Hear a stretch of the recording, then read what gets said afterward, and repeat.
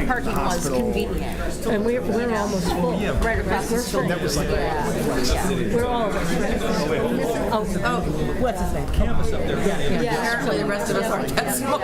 Yeah, then I went to the Capitol for a little bit. Because I don't Lunch with some of my old caucus friends who was there. Yeah, it was a nice day. It was a long day.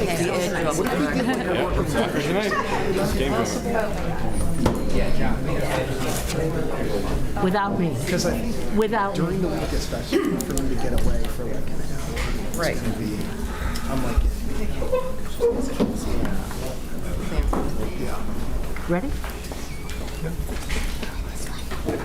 Good evening, ladies and gentlemen. Oh, sorry. Is this on?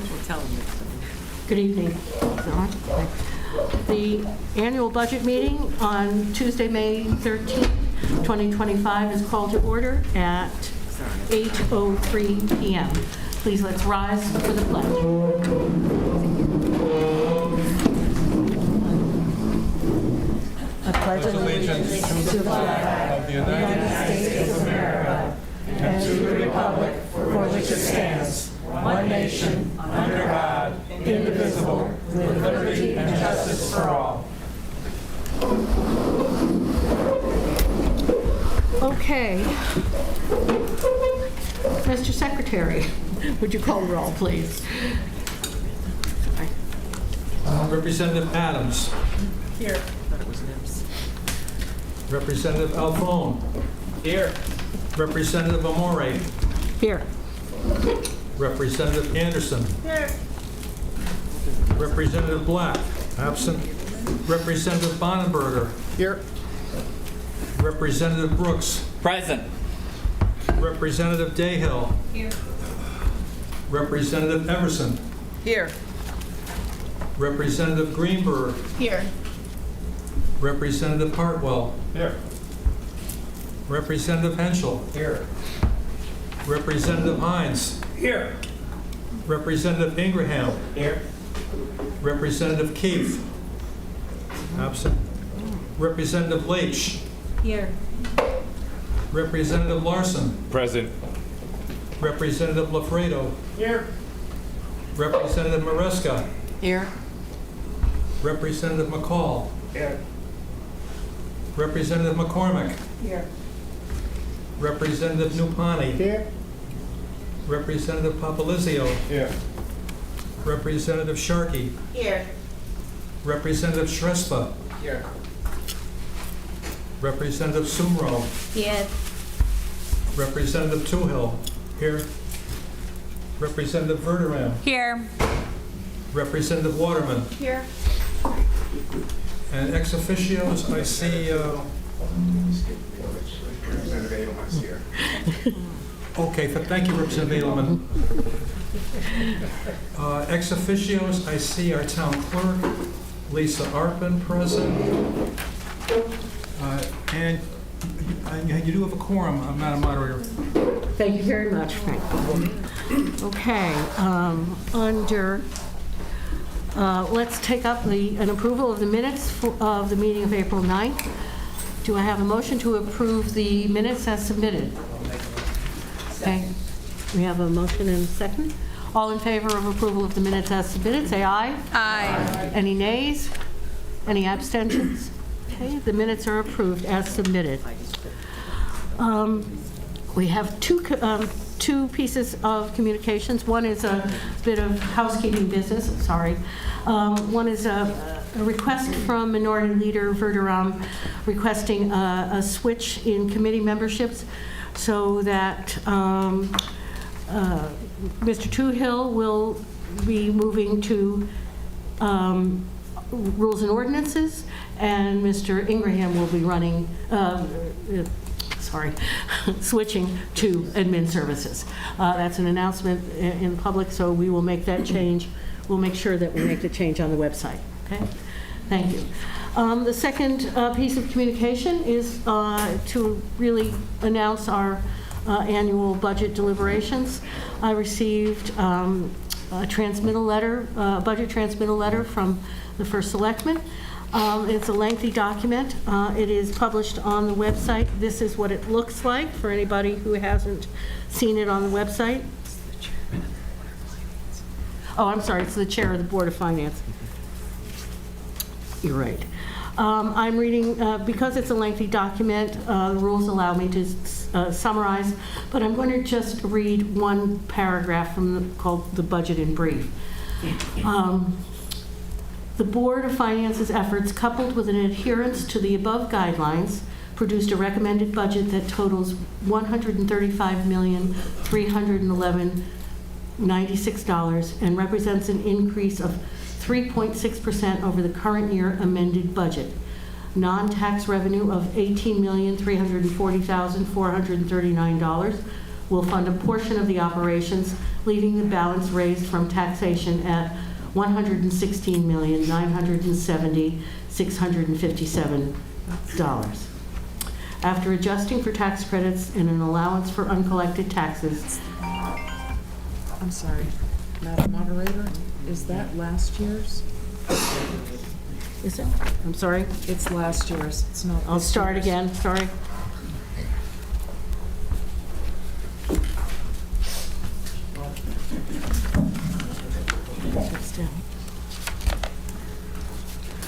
Okay, here we go. The board's efforts, coupled with an adherence to the above guidelines, produced a recommended budget that totals $141,698,673 and represents an increase of 4.7% over the current amended budget. Non-tax revenue of $22,926,654 will fund a portion of the operations, leaving the balance raised from taxation at $118,772.19. After adjusting for tax credits and an allowance for uncollected taxes, the amount of taxes required equals $121,433,369.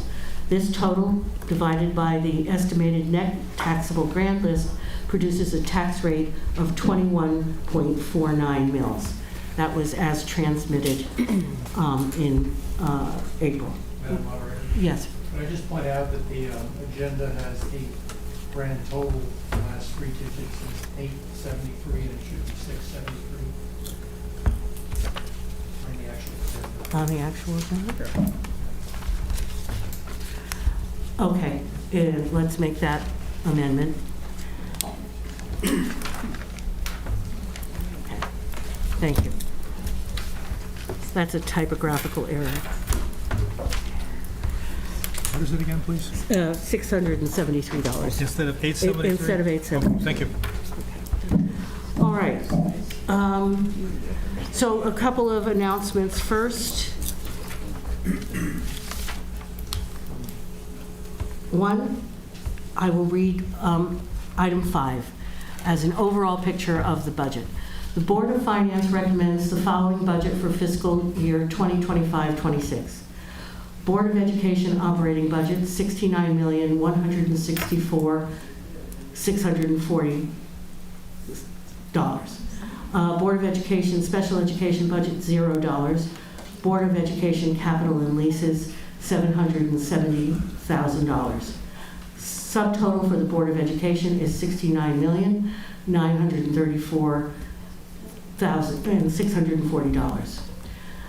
Town departments, $71,764,033 for a total budget of $141,698,673. So we will now take up and hear a report on 5A, and I'll read that.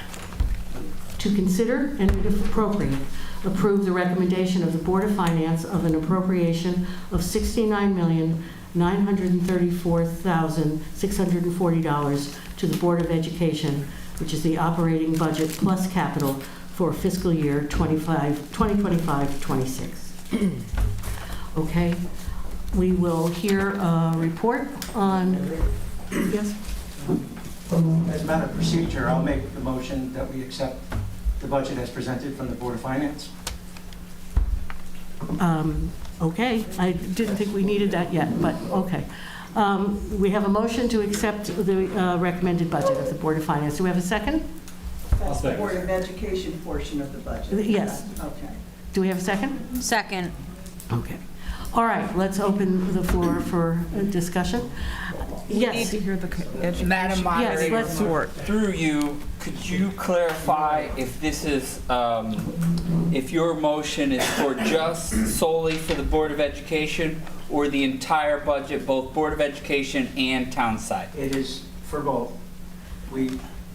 Before we have our discussion on the budget, traditionally, we make the motion that we accept it from the Board of Finance, have our discussions, we make all of our adjustments, and then vote on the amended. Yes, our plan this year was to vote first on the Board of Education piece. So we can do that. We can vote, we can have a vote for the recommended overall budget and still break it down. So do we have that motion? Do we Yes. have a motion for both Yes. parts of the? Yes. It was moved and seconded. Okay. Second. All right, that's been clarified then. Yeah. All right, so we have a motion, and we have a second for that, okay. We're not voting on that yet, right? No. Okay, so we need a committee report on the Board of Education, the Board of Education budget. Thank you, Madam Moderator. Is this on? Yes. Yes. You're on. Thank you. So first, I would just like to thank Dr. Tramberg and Blaise Leviton, who attended several of our education committee meetings and gave us a great presentation. So we thank them for their transparency. The Education Committee met on May 5th via Zoom. We voted unanimously 5-0 to approve the Board of Education budget for the fiscal year 25-26 as recommended by the Board of Finance. And I put this in the form of a motion. Thank you very much. For clarity's sake, when we open the floor for discussion, the RTM will be called on first for their comments and questions. When all RTM members have contributed what they wish to, then the floor will be open to the public. Okay, are we clear on that? All right. So, Representative Brooks. Through you again, Madam Moderator, to Representative Ingraham. I understand you have a motion on the floor. A motion was just made by the board for the Board of Ed, and I would like, as a body, that we vote on that specific education committee report first before we do the town side, if it's okay with you, sir. Which is exactly the tradition. I brought it up last year. It was overruled, so I'm glad it's back the way we always did it. Thank you. Very good. Thank you. Okay, so we're clear. After discussions, we will vote as a body on the Board of Education budget. Okay, very good. All right, I will open the floor to discussion, comments, questions on the committee report regarding the Board of Education budget.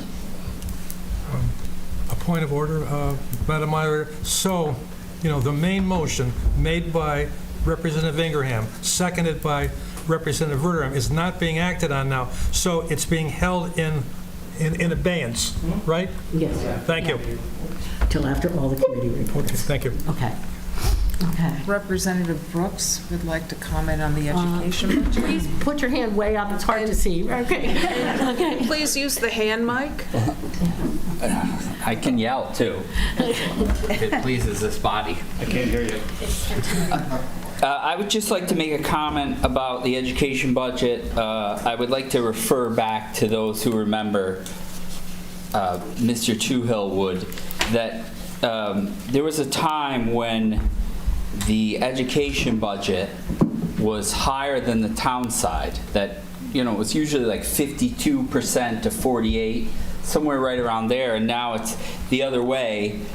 Even when it feels like this year we have a bit more of an increase, but I would appreciate that Dr. Tramberg has done a phenomenal job in his short time here, and so I would be voting in favor of this budget to support him, but also pointing out that over the years, we have gotten this to a more manageable percentage.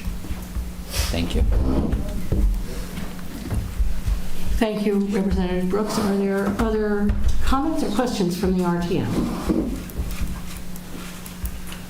Okay, going once, okay, hearing none, I will open the floor to comments or questions from the public.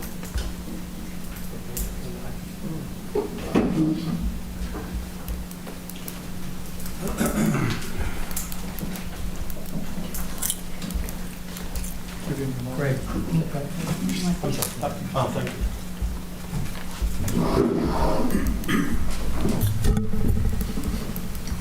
They actually need both. One's for TV, one's for us. Okay, cool. Yeah, just point it at yourself. Thank you. Greg Gerolman here in Branford. Good evening, folks. I wanted to speak in favor of the budget as presented, along with an increase.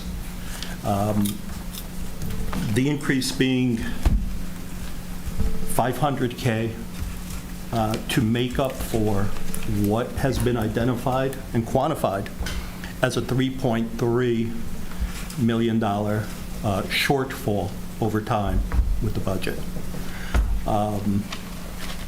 For those that were at Ms. Leitch's RTM Education Subcommittee meeting, that was articulated by the superintendent and the chief operating officer. So this isn't, quote, Gerolman's opinion. This is something that has been looked at in great detail, analyzed, and quantified. So, what we have are very changing circumstances. When you look at the transition from previous district leadership to present district leadership. Previous district leadership, there was very little oversight.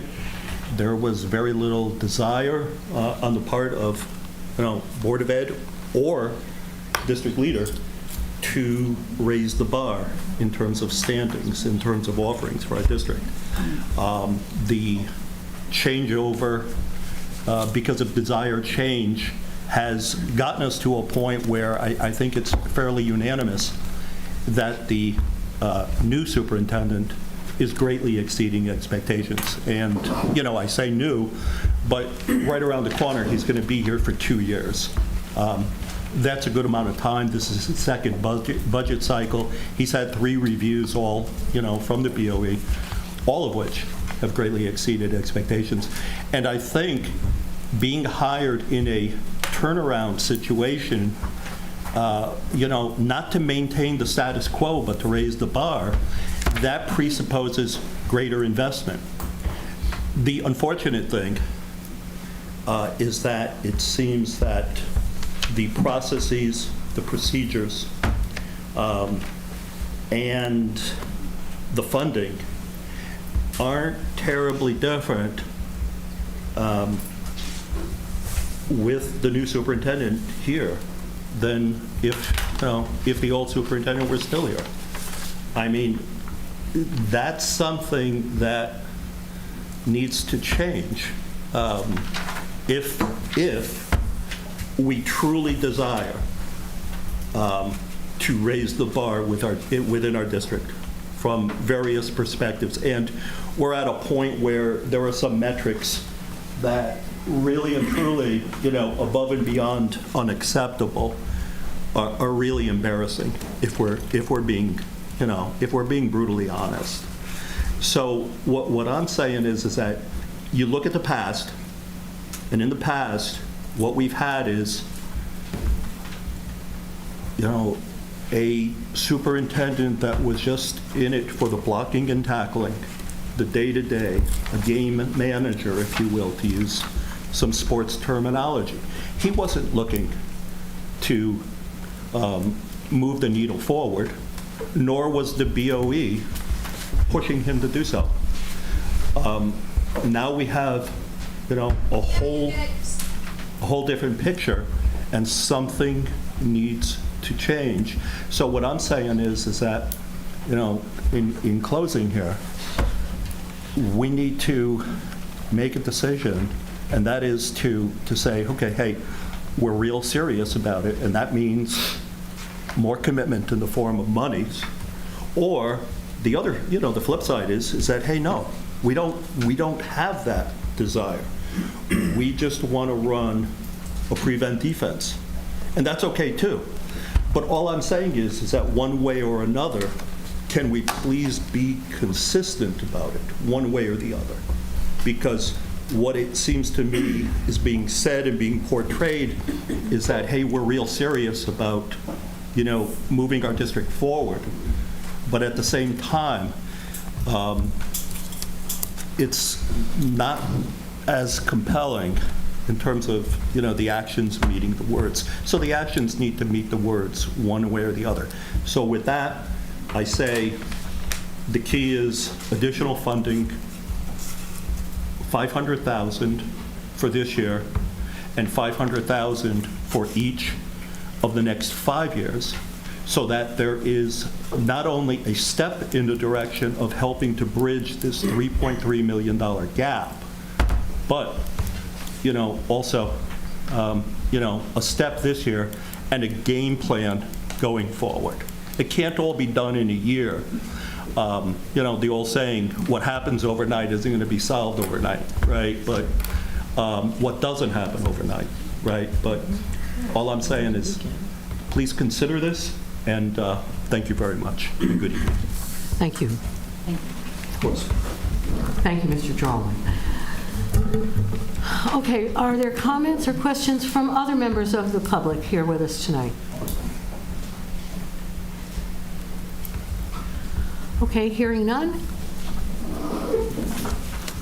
We have a motion on the floor to approve, to consider, and if appropriate, approve the recommendation of the Board of Finance of an appropriation of $69,934,640 to the Board of Education operating budget and capital for fiscal year 2025-2026. We'll have a roll call vote on the matter. Mr. Toohill, are you ready? Yes, Madam Moderator. Representative Adams. Approved. Representative Edelman. Approved. Thank you. Representative Alphone. Yes. Representative Amore. Doesn't vote. No vote. Representative Anderson. Yes. Representative Bonenberger. Aye. Representative Brooks. Aye. Representative Dayhill. Aye. Representative Everson. Yes. Representative Greenberg. Yes. Representative Hartwell. Representative Henschel. Yes. Representative Hines. Yes. Representative Ingraham. Aye. Representative Leach. Yes. Representative Larson. Aye. Representative Lafredo. Yes. Representative Maresca. Yes. Representative McCall. Yes. Representative McCormick. Yes. Representative Nupani. Yes. Representative Papalizio. Yep. Representative Sharkey. Yes. Representative Shrestha. Yes. Representative Sumro. Yes. Representative Toohill. Yes. Representative Verderame. Yes. Representative Waterman. Yes. The education budget passes, Madam Moderator. Thank you very much, Mr. Toohill. Okay, we're going to move on to 5B. Before we do that, one housekeeping thing that came up. It will make more sense in terms of committee reports and committee amendments to hear Ways and Means Committee's report last. I don't believe this requires a vote. But if anybody thinks we do, we can do that. But we're going to move B down to become E, and we will go education, rules and ordinances, public services, admin services, then ways and means. Are any objections to that change? Okay, thank you very much. Madam Moderator, Yes. on B, 71,764, is that a decimal or a comma? It should be a comma. Should be a Just checking. Thank you. And it's also on above where it says town departments. Yes. That should be a comma. It was also Thank read you. incorrectly the first time. What did I say? Okay, Thank you. thank you.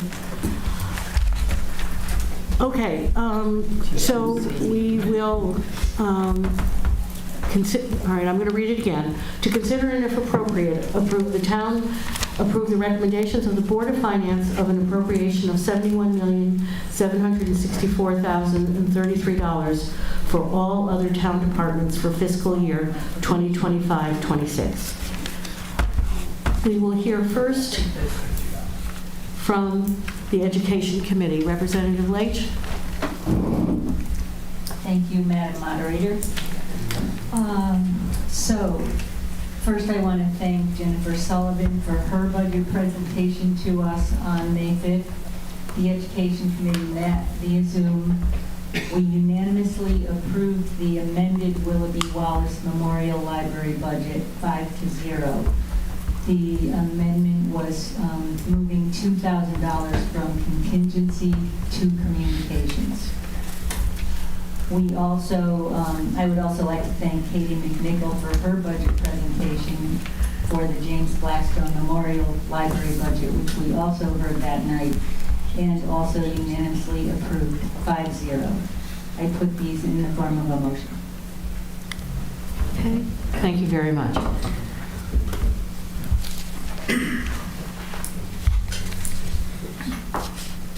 Are there any comments or questions about the committee report of the Education Committee? Madam Moderator, Yes, Mr. Brooks? I'd like to move that we hold all discussion on the committee reports till the end. Okay. There's a motion on the floor to hold discussion until all committee reports are heard. Do we have a second? Second. All in favor? Aye. Okay. Any opposed? Thank you. Okay, so then let's move on to rules and ordinances. Thank you, Madam Moderator. On April 15th of this year, the Rules and Ordinance Committee reviewed the Board of Finance approved budgets of the following departments: the Building Inspection and Enforcement, Conservation and Environment, Inland Wetlands and Natural Resources, Planning and Zoning, Zoning Board of Appeals, the Water Pollution Control Authority, and the Economic Development Commission. Each of these departments provides critical services to the town. The aggregate increase for these 7 departments was 2.5% above the previous year. In addition, the town receives income from the building department in the form of permit fees and has received over $800,000 in revenues to date. The R&O approved these budgets unanimously with one internal transfer in the Conservation and Environment Commission budget involving a reduction of the advertising, printing, and binding line item from $900 to $0, and an increase in the miscellaneous expenses line item from $8,860 to $9,760. And I put that in form of motion. Thank you very much. Can we hear from the Public Services Committee, Mr. Bonenberger? Thank you, Madam Moderator. The Public Services Committee met on April 3rd to hear presentations by Chief Mulhern of the Police Department and Chief Mahoney of the Fire Department, and again on April 17th to hear presentations by the Departments of Engineering, Public Works, Docks and Recreational Facilities, Municipal Government Buildings, Animal Control, and Solid Waste Management and Recycling about their budgets and capital improvement plans for 2026 as approved by the Board of Finance. Highlights include hiring another 2 police officers and bringing 16 EMTs to full salary for the fire department, who will also generate revenue. Each of these departments are contending with the dramatically rising cost of equipment, labor, and economic uncertainty over which they have no control, and nevertheless manage to keep the quality of public services in Branford high, for which I and citizens of Branford are grateful. The committee voted unanimously to pass the budgets as presented, and I put that in form of a motion. Thank you very much, Mr. Moderator. Okay, so now we will hear from Mr. Edelman, Administrative Services. Thank you, Madam Moderator, and welcome all. Admin Services met on May 6th of this year and reviewed budget requests from the following departments: Elderly Services, Probate Court, Information Technology, Assessor, Board of Assessment Appeals, East Shore District Health Department, Labor Relations, Human Resources, Human Services, Tax Collector, Executive, Legal Services, Legislative, Town Clerk, and Elections. As a result of changes in the personnel coming in the first selectman's office and the fact that our current office holder hasn't taken a raise in some time, the agenda for Admin Services was amended to add the following: consider and if appropriate approve the salary for the first selectman of $135,412 for the first year, 2-year term of office, and then increase by 2.25% for the second year of the term. Admin Services, after making that change, approved the budget request as amended, and give that in form of a motion. Thank you very much. Thank you. Mr. Hartwell, would you?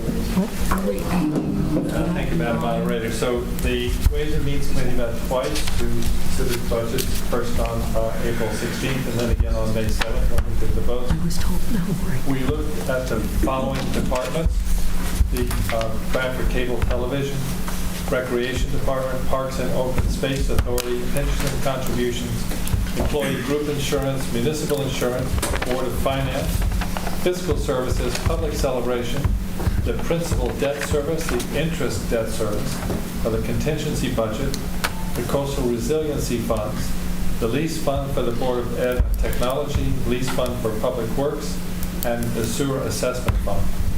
And the first thing we did in our meeting was to approve all of the recommendations from the Board of Finance except for contingency.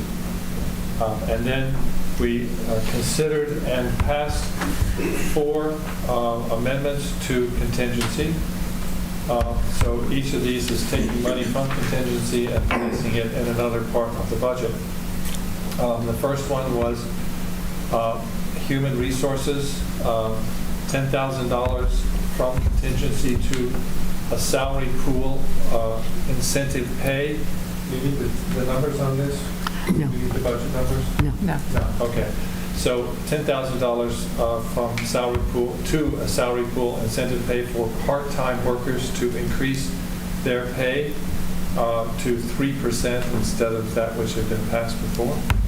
Then we also considered and approved moving $2,000, which the Education Committee has already spoken to the Willoughby Wallace Library for their communications.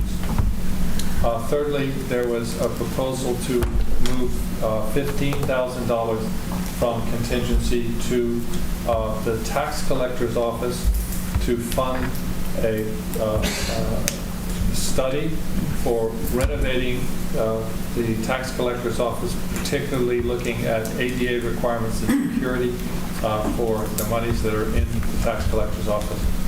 And finally, in relation to what the admin committee had done in terms of increasing the salary for the first selectman, you've already heard the number that would be for the entire year, but the law requires that we approve salaries in before an elected official takes office.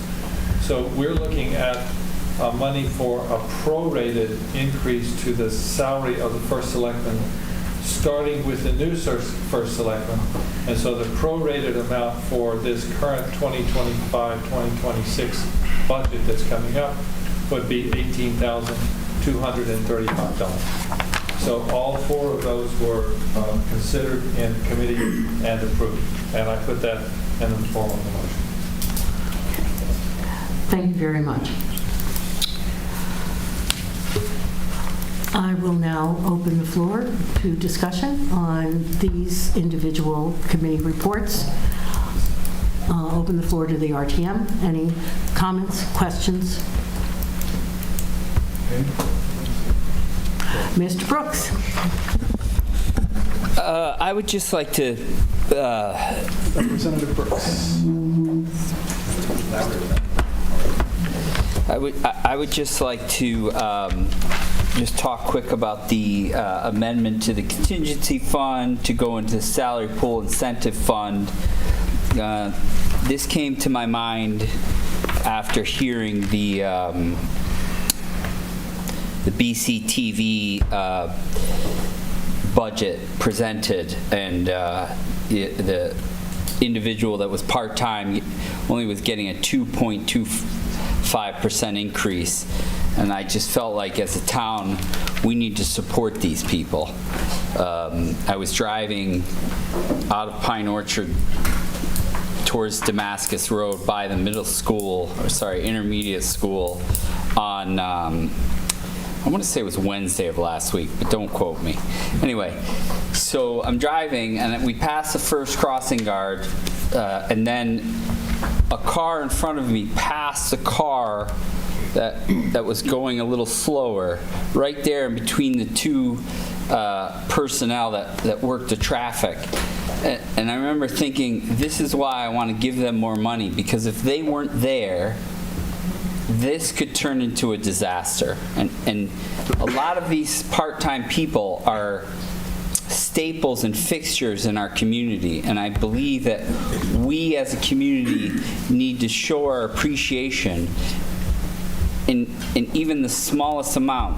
I mean, we're talking about a minute amount. I did the math, just so you know, I did the math on all the part-time line item budgets, and I would also make it public that this, I believe, is also for board clerks. And I came up with a number of $12,012 to give them all a 3% increase. So I made it $10,000 after a discussion with the finance director that those line items aren't exact as far as, you know, hourly employees and those kind of things. So, you know, I'm highly supportive of this. This shouldn't be a surprise to anyone that I came up with this amendment, but so I just want to raise in support of it. Thank you. Thank you very much, Mr. Brooks. Other questions, comments, amendments? Mr. Ingham. Thank you, Madam Moderator. On the same subject, I don't feel that this RTM should be changing budgets on our whim. This should be coming from our directors, our town leads, telling us what they need and how we make adjustments. You know, this one, exactly, it's time. But the implications are, there's an RTM that's going to come out and say, gee, we can take up Mr. Gerolman's suggestion. And the education system probably could use that $500,000. And do we have it? We probably could add it tonight. But it's not right. It's not coming out of the commissions. They have many people volunteering to be on committees, commissions, directors, to make these suggestions to us. So we're not voting on the individual items, so I'll have to figure out how I want to vote on the budget. Thank you.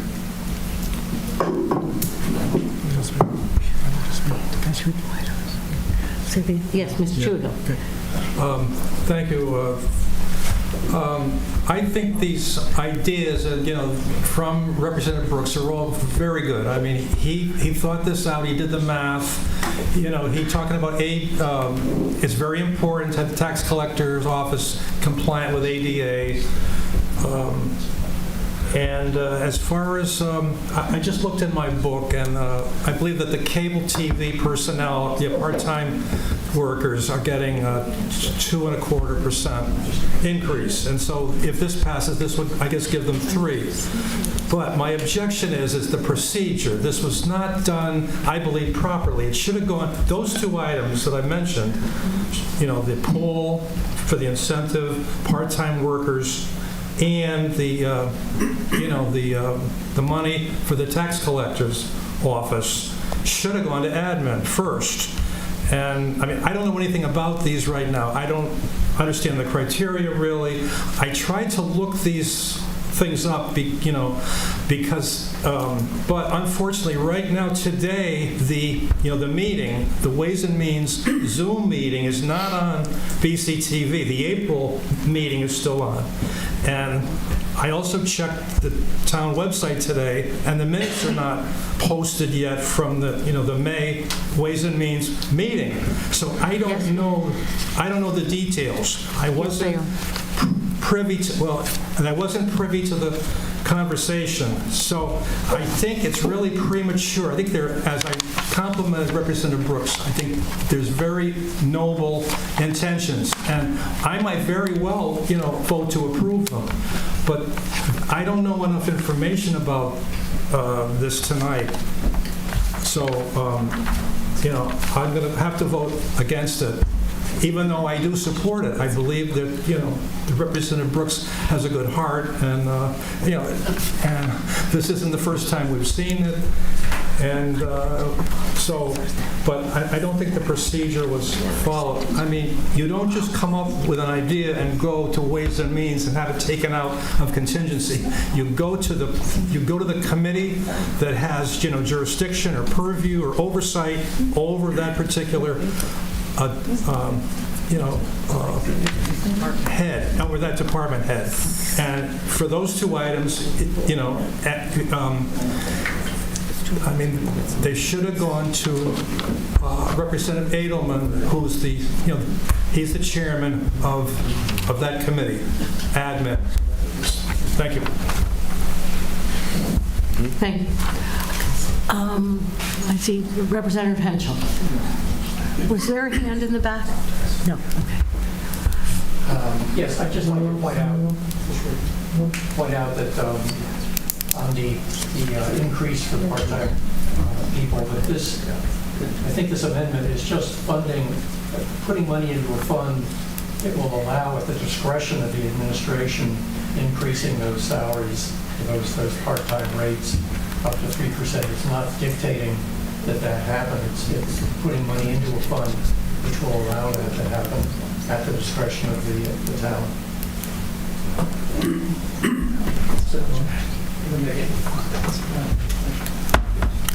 Representative Brooks? I'll just say it. So, It's not on, so. to some extent, Representative Ingerman is correct. I cannot, and Representative Henschel is correct as well. I cannot make a motion in this meeting or any meeting dictating what the department heads do as far as raises go. I'm just making the funds available, and if any of the department heads were here, other than the fire department, who is the one department that doesn't have any part-time hourly personnel, then I mean, really I have to trust them to do what I feel is the right thing to do, and I've made the money available for them to do that.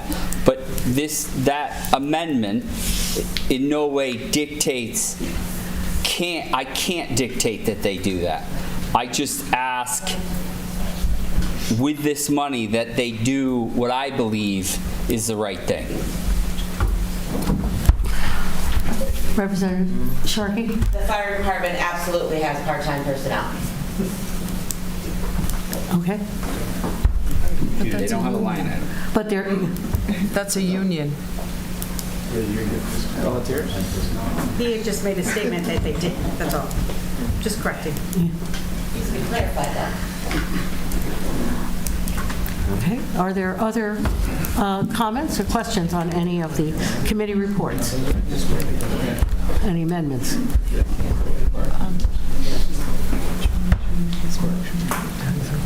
Well, I don't we see. can take a vote on the Ways and Means changes then,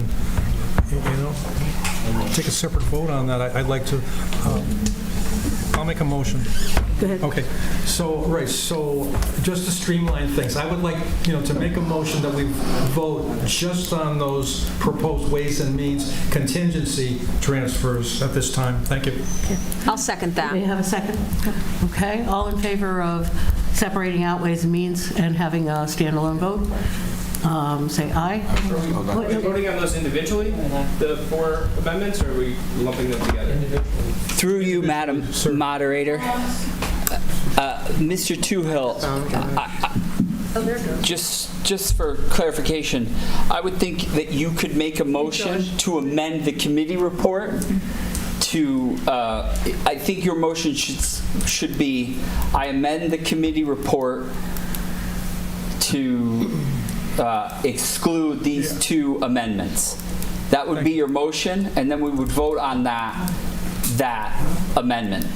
Thank you, Representative Brooks. So at this time, I would like to amend my motion so that we have a specific vote on the Ways and Means report, on the actions taken by the Ways and Means Committee, and that we exclude a tax collector change, the $15,000 from a contingency for the study, as well as the $10,000 from human resources for the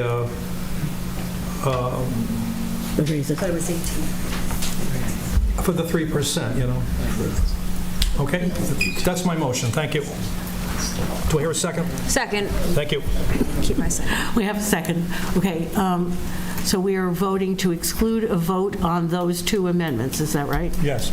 Okay. Madam Moderator? Yes. I'll let you say discussion. Okay. We're going to have a discussion on that motion. Thank you, Madam Moderator. I'll have to rise and not support the motion. The original motion would have been fine. Lumping the 2 items together causes problems for me, so I'll be voting against. Okay. All right, our vote is to exclude the 2 amended items that Mr. Toohill referred to. Yeah. Okay, all in favor of excluding those items from the vote on the Ways and Means Committee report, say aye. Aye. Aye. All opposed? Can we have hands, please? I think we need to have hands on this. Let's have hands. I need clarification on what I'm voting for. I'm not sure either. We're a little confused. I need a little clarification. I think point of clarification, Madam Moderator. I would suggest that we take these up individually. That's my recollection of how the budget is handled, that it not be lumped together, that it would be easier for people to decide how they wanted to vote if it was done separately. Each of the items that has been discussed in the Ways and Means report, there were 4 that were introduced, that they be voted on individually and not as a lump. Okay. All right. I know. We have 2 motions. That was a clarification. We have 2 motions. Mr. Toohill, if we were to vote on this, could you withdraw your motion to exclude those so that we can voting on each committee separately? And then we can do that again at that level. Okay? Yeah, thank you, Madam Moderator. I will withdraw the motion I made. Okay. And Mr. Ingraham, will you? I will second the motion. Okay. And your motion is off the floor now too, right? I didn't make. Oh, you didn't make a motion? Okay. I just made a comment. Okay. All right. So we've withdrawn that motion. So can I have a motion to have separate votes on each of the committees left to vote on? I hear a motion. Who seconded that? We haven't made the motion yet. I will make that motion. Okay. And did you have clarification, Mr.? Each of the 4 items that have to meet with the... Yes, on each of the 4 items. Okay. So we are voting now on whether we will hear separately. Second. I'll second. Okay, we have a second. We are going to vote separately on each of the budgets heard by each of those committees. Clear? We need to vote on that. Yeah, we need to. We have a second. We need to discuss before we vote. The motion is to separate and to vote on each committee separately. We have a second for it. Do we have any discussion? Yes. I'm happy that I think it's quadricating this vote. And it's really harkening back to how we traditionally did. We tried to streamline this night by putting things together. But, there were times we were here at 2, 3 o'clock in the morning voting on each budget. So I'm happy that this has some things to discuss. Compromise situation. Okay. Any other comments on the motion? Yes. Mr. Finch.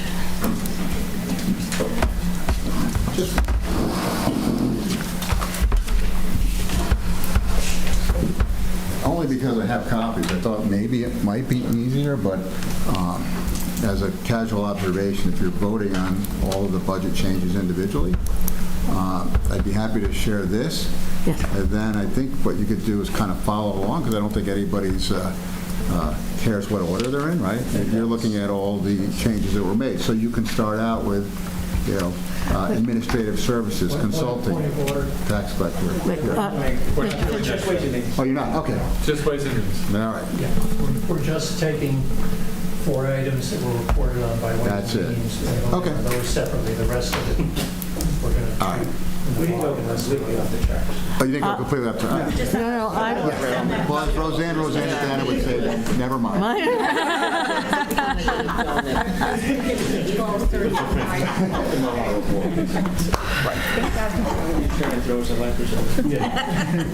We need to vote to take them separately. Okay. We've got the motion. We've got the second. We've had discussion. Do we have any more discussion before we have this vote? Okay. Hearing none. We are voting on to separate out these 4 amendments and to hear that discussion and to have those votes separately. Let's have a show of hands. All in favor? Aye. Any opposed? Raise your hand. None. Okay. Seeing none, the motion carries. And Mr. Hartwell, would you recap what we're dealing with, please? Thank you, Madam Moderator. So, as I said earlier, there were 4 items. There was the $10,000 that Representative Brooks spoke to a moment ago, moving money from contingency to a salary pool incentive pay line item, which was provided by the finance director. So I make a motion. I put that in the form of a motion. Okay, that is in a form of a motion. Okay, is there discussion or comments on this provision? Don't need a second because it's a committee report, right? Okay, so I'm hearing no discussion or questions, so we will have a vote on that provision. And the provision is to add that amount, which was $10,000 out of contingency for part-time raises to 3% into the pool. All in favor of this amendment, say, raise your hand, please. We're going to have a hand vote. Okay. Raise them high. Are you counting? 1, 2, 3, 4. I think it is 15? Yes. 15. Okay. The motion carries. You got me, right? Yeah, I got you. Yeah. Okay. So the motion carries. Okay, second amendment. Mr. Hartwell. Thank you, Madam Moderator. So the second one was $2,000 moving from contingency to a communications line item within the Willoughby Wallace Library, and I put that in the form of communication. Okay, thank you very much. Are there any questions or comments on this transfer for the Willoughby Wallace Library? Okay. Hearing none, those in favor of this transfer, raise your hands. For the library? And it appears to slowly be unanimous, okay. Thank you. Okay, all right. Mr. Hartwell, provision 3. Thank you, Madam Moderator. So this one is to move $15,000 from contingency to a line item in the tax collector's office for consulting in support of assessment, a study that would bring the office into compliance with ADA and with improved security. And I put that in the form of a motion. Thank you very much. Are there questions or other comments or considerations to be brought up now by the RTM? Okay, hearing none, we'll have a vote. Let's have a hand vote, please. Raise your hands. In favor? In favor. In favor. Raise your hands in favor. Over here, 1, 2, 3, 4, 6 over here, and everybody over here looks like. So between. Okay, the motion carries. Those opposed? Sorry. Any opposed? Raise your hands. 2, 3, 4. 4 opposed.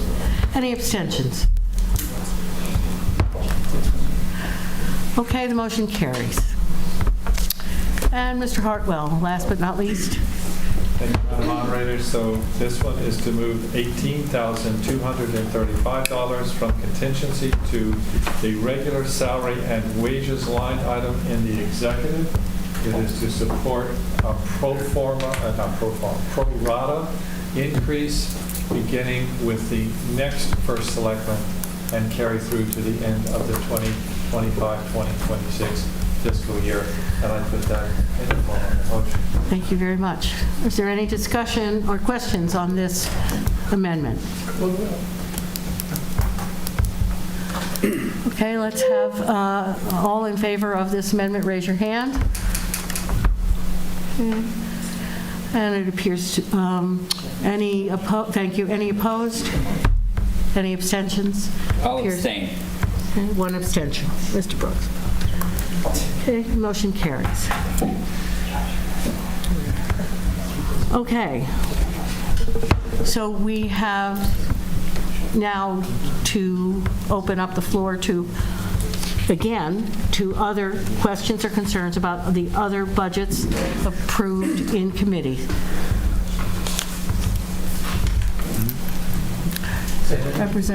We are opening up the floor to discussion on the other committee reports.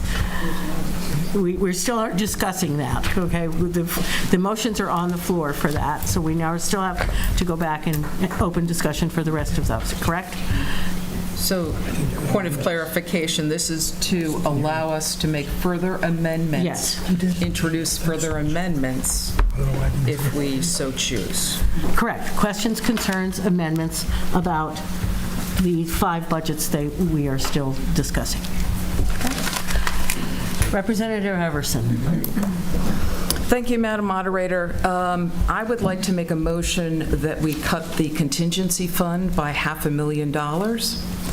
And the reason for that is it is in the purview of this body to make its own decisions based on what we have heard from the administration and from the recommendation of the Board of Finance. And the sense is that with a $49 million overall contingency fund, that if the contingency fund that taxpayers are being asked to contribute to, they've already contributed to the overall fund balance. So if the contingency fund were to be cut by $500,000, it doesn't mean that there isn't money to replace should we need it. It's there. So I make a motion that we cut the contingency fund by $500,000. I second that motion. Okay, we have a motion and we have a second for the motion. Floor is open to discussion. Madam Moderator. Yes, ma'am. Representative Verderam. Thank you, Madam Moderator. Did I wake everybody up? Good. Well, I rise against this motion. I think it's vastly irresponsible. Part of my comments I was going to save for later this evening for item number 15, but they seem particularly relevant now. Earlier today, I was at CBI Business Day, and I got to hear about the state budget, the federal budget, the uncertainty at levels all across government. And I got to sit there and be very proud that I live in Branford, Connecticut, one of the best run municipalities in the state, because the volatility that we're talking about at the state level and at the federal level, our first selectman and our finance director and our board of finance have been planning for this for years. They knew this reval was coming. We heard about it last year from Mr. Finch. We heard about it again earlier this year. They have made headways to plan for us for our future. So I sat there in this meeting today, and I was so proud, and I felt easy. And I can't say the same thing for my friends from Hamden or North Branford or North Haven, who are also having their own budget referendums today. I think that it's the responsibility of this body. Yes, we have the power to do that, but I don't believe that we should take that power. It's not responsible. I'll repeat that word because I think it's important when you're talking about taxpayers and money that you emphasize what responsibility means. And to me, that means running a town budget the same way folks are doing their budget calculations at their kitchen tables. So that's all I'll say tonight. Thank you. Thank you. Okay, other comments or questions? Representative Adams. How's the decibel level? No, It's not. Can someone fix this, please? They need a new mic over there. Yeah. Peter? Let's go and pause. All right, there we go. I want to thank Representative Verani for waking us all up. But I'm not going to stand just for disability reasons right now, but I'm actually requesting that we support this motion. And I agree with all of us on all sides. We want to leave a prudent reserve. That's unquestioned. And this is a motion that leaves that in place, well in place, and it starts to use the undesignated fund, the fund balance, for exactly what you mentioned was foreseen, which is the shift of the tax burden more onto the shoulders of precisely those people, many of us in this room, who are sitting at our kitchen tables trying to figure out how to drop a budget, including leaving for ourselves a prudent reserve. In Spanish, the word is imprevistos, which means unforeseens. And there's always that, right? There's some foreseen, there's some unforeseen, there's some unforeseen unforeseens.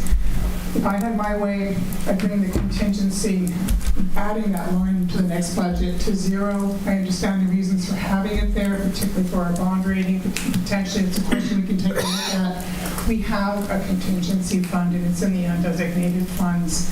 And I'm probably like a lot of us. I'll read a letter later on that a resident wrote to me, and I imagine others in this room have received them as well. They love Branford. They want to stay, and they are so worried about what their tax bill is going to look like.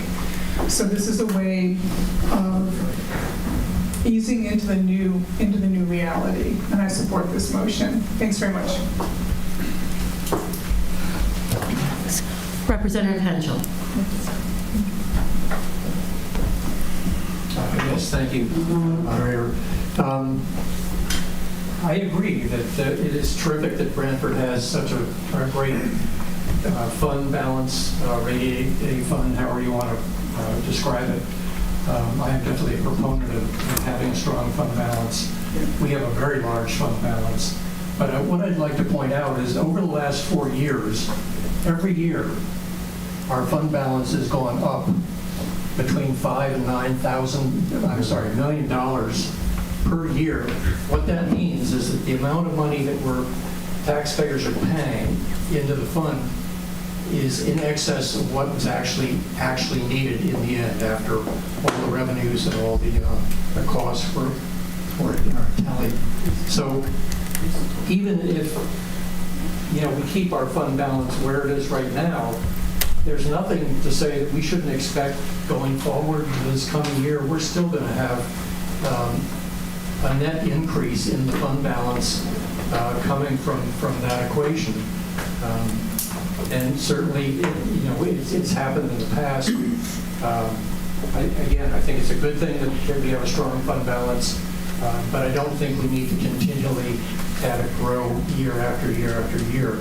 Right now, it's quite a bit above what even the Board of Finance has been discussing as a prudent level of fund balance. And I think that hopefully the Board of Finance will, in this coming year, set some standards for where we should keep our fund balance. But if we go through a year and at the end of the year have excess money that wasn't spent, and you look at revenues versus costs, I think that money ought to go into the next year's budget and be used to keep our taxes low. So I'm in support of this motion.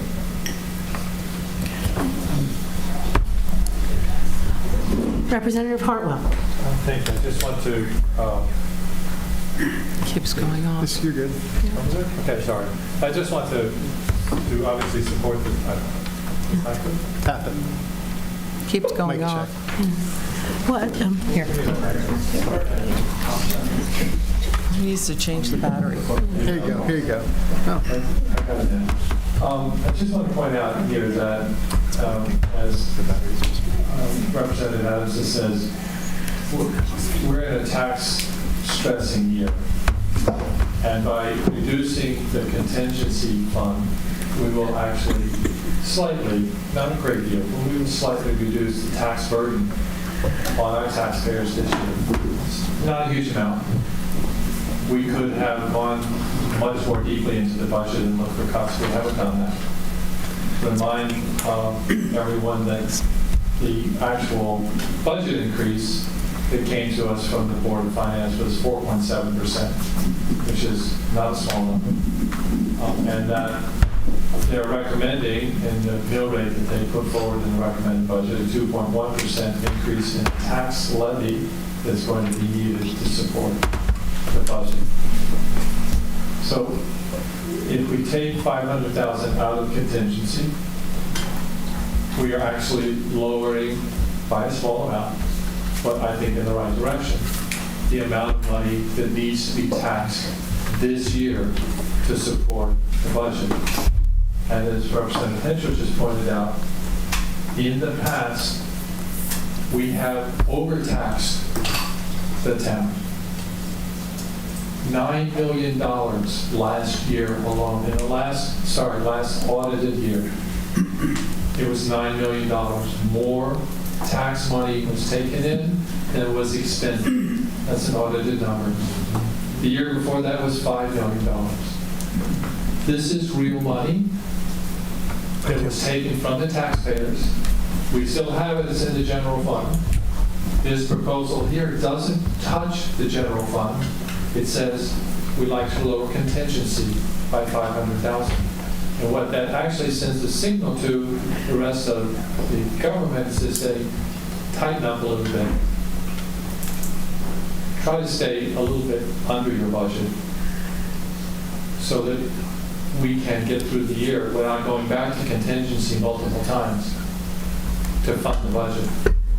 So, in my opinion, we can live with a smaller contingency fund because as a backstop, we do have the undesignated fund if we absolutely need it.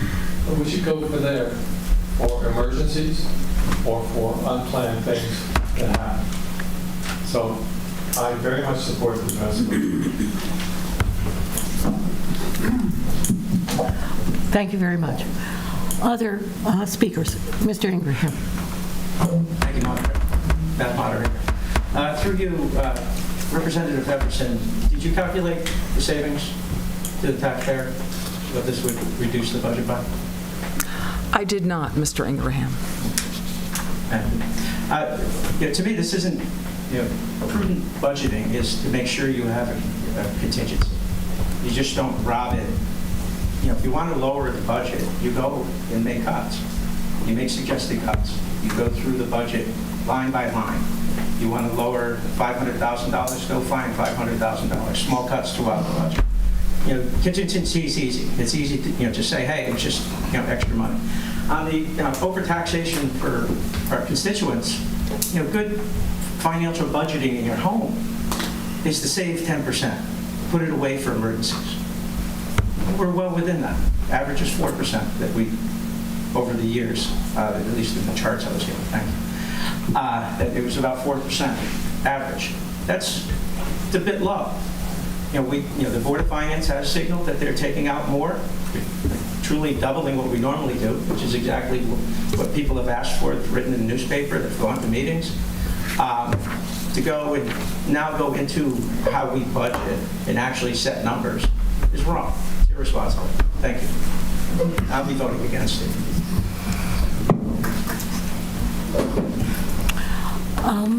Other questions or comments from the RTM? Who's that? Who are you? I can't. I was told I had to speak after the RTM spoke. Yes, I'm still here waiting to hear whether or not any RTM members wish to speak. And then I will take from the public, okay? Other members of the RTM have anything that they would like to add to the discussion right now? Okay. No hands? All right. Members of the public, if you would like to speak, please identify just by raising your hands, and we'll go in the order that I can see you. So this gentleman here, please come forward and identify yourself, name and address, please. Here you go. God, I hate mics. Sorry. I'm Dan Bullard. I'm from Stony Creek. And Say your name, please. Say your name again. Oh, yeah. Dan Bullard. Yeah. If you speak to me, I can't hear you. Double hearing aids. Okay. So I live in the area of Stony Creek, but not in one of those fancy houses on the water. And in my neighborhood, our assessed value went up from 150% to 200%. Ours is 175. So was the mill rate last year around 25? 30. Just about 30. Okay, so there's about a third drop in the mill rate. But the assessed value for some of us is double, for all of us it's 50%. Now, as all residential property went up, but it also went up dramatically along the shore. So, but again, I don't live on one of those. So, the effect on us will be somewhere around 30 to 50% increase in taxes if you do not take money out of the contingency fund. And when, I got to remember not to call her Tracy, Representative Everson spoke, I thought she was talking about $5 million coming out of the $47 million, not $500,000. And in all respect to that lady, I think this is damn near a crisis with taxations for us along the shoreline in Branford, Connecticut. Thank you.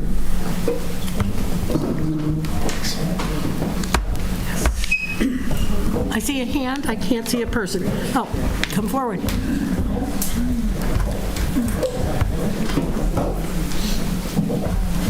My name is Steve Mazzacane. I live on Woodlawn Avenue. I think we have a problem with people not taking their own advice. I was at an RTM meeting, I think a month ago, and I heard Representative Brooks, who, by the way, has a great heart. Really good guy. I agree. And he got up and he gave a very, very thoughtful argument that we need to be very careful because there's somebody in Washington making, whether it's good or bad, and I tend to think bad, but inconsistent, crazy decisions. We see the stock market going up and down like crazy. And I think he was right. We have to adjust for that. So let's think for a second what happens if the stock market drops significantly. I've read the Democratic Town Committee Facebook pages. I've read all the alerts from Democrats. I've heard how bad the economy is going to be, the crash that's going to happen. If that happens, the percentages of growth we have in our police retirement funds, and our fire department retirement funds, and all of our retirement funds doesn't hit the numbers, and we're short money. That happens if Trump does what he does, if it impacts us.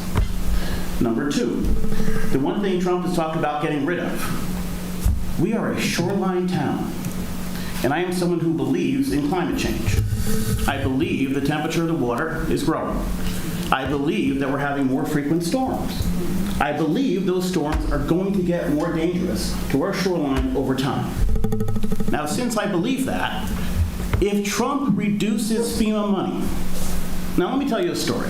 Maybe only one or two of you on this side were here when this happened, but I walked with Umpta Ross. The then engineer was Janice Plasiak, and the second selectman was Fran Walsh, along the shore on Linden Avenue. Now, you all know where Linden Avenue is. The seawall was gone. Linden Avenue was gone. Huge portions of it. We had other problems. Because we have all these little villages in Branford, they couldn't afford the damage that was done to their seawalls. So they came to the town to work with FEMA and try to get more money for those. By the way, do we know what a seawall costs? Do we know what new roads along the shoreline costs? Millions of dollars. Not hundreds of thousands. Millions of dollars. So I applaud Josh getting up and saying, hey, we have a madman at the White House. I didn't vote for him. Sorry, guys. I didn't vote for him. I happen to be someone who believes in global warming. I happen to believe in somebody who believes in climate change. I happen to believe in somebody who makes sure your town is prepared for anything that can come to it. And we say $45 million. The budget's $140. So we've got 33%. If your household budget was $100,000, is it so terrible to have $30,000 saved? Please tell me you have more than $30,000 saved. So if you believe the things that I think you believe, if you believe we're a shoreline town, if you believe that there are potentially millions of dollars, tens of millions in damage that can happen with one Sandy, with one Irene, because I lived it, I walked it. If you believe that, don't cut this. It's just stupid. And there's a second problem. And I know you mentioned this. I think you live near me. Are you on the line? Okay. Just throw that out there. I'm not throwing rocks. But you, no. I live near you too, and I don't throw rocks at you either. I've thrown rocks at them. You mentioned that we have this contingency because of the bond rating. We have that contingency for a lot more than just the bond rating. Okay, but here's what people don't understand. That money in contingency that's sitting there is not just, hey, if we have an extra money, it's there. There's money that's allotted to it that we don't know the exact amount yet. So we have our pensions. We have somebody talking about giving more raises to our union members. That's fine. I'm fine with giving more raises to our teachers and our firemen and our police and all of that. We don't know those numbers yet. So we set money aside for that. So what is contingency? What's the total number? $1 million. $1 million. So let's say we reduce it $500,000 this year. Let's say we do that. And we have this game where we want to get to 0% tax increase. Okay. The problem is that we've done for a very long time, under Jim Finch, under Umpta Ross, under Jamie Cosgrove, and under Joe Mooney. And Joe Mooney, by the way, if anybody's questioning his political credentials, was appointed by Ned Lamont to head up the state tax collection agency. He's a Democrat.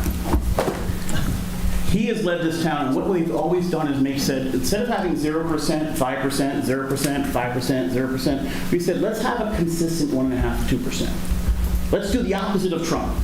We had the market go up this and down this, and now let's do the opposite. Let's have consistency. The budget is built over the last 20 years to have that consistency. So if you remove $500,000 now, let's say there's nothing attached to it, but next year you have 4 or 5 union contracts coming up. So not only do you have to put the $500,000 back, but you have to increase it another $500,000, which means next year's budget, you're up $1 million before you even begin to think about paying teachers and firemen and police officers. And it's the opposite of the consistency we're looking for. What taxpayers need more than anything else is predictability. That's what investors want. That's what everybody wants. So this idea of we have a pattern, we have a pattern, we have a pattern, oh, we want to get to zero, let's go here, only results in this next year. Unless you want to start taking from the fund balance, and God help us if Irene comes. And God help us if it's what we think is going to happen, I'm not so sure about that side. But what we think is going to happen as storms come, and that FEMA money's not there, and Trump doesn't give it to us because there's people in North Carolina and California still waiting on FEMA dollars, when that doesn't come, we've got to find the money. When the Stony Creek Association doesn't have the money to handle fixing their issue on the shoreline, they're going to come to the town. When Short Beach can't fix us, they're going to come to the town. When the Indian Neck Association can't fix theirs, they're going to come to the town. Because FEMA's not going to be there. So I respect Josh Brooks. I respect the fact that he got up and said, we have Trump to worry about. Because whether you like Trump or dislike Trump, the guy's up and down. He's unpredictable. The advantage Branford has had for the last 20 years is we are the opposite of that. We are predictable.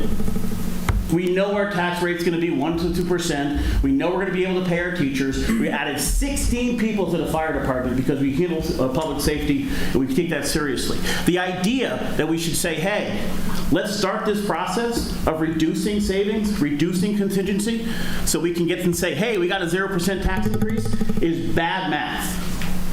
Mr. Mazzacane, can you start to wrap it up a little? I can wrap it up. My only request is this. Either somebody rescind this bad math, or we definitely have, and so I can't make this motion, but we have a roll call vote to know how the vote is going. Thank you. I get the mic back?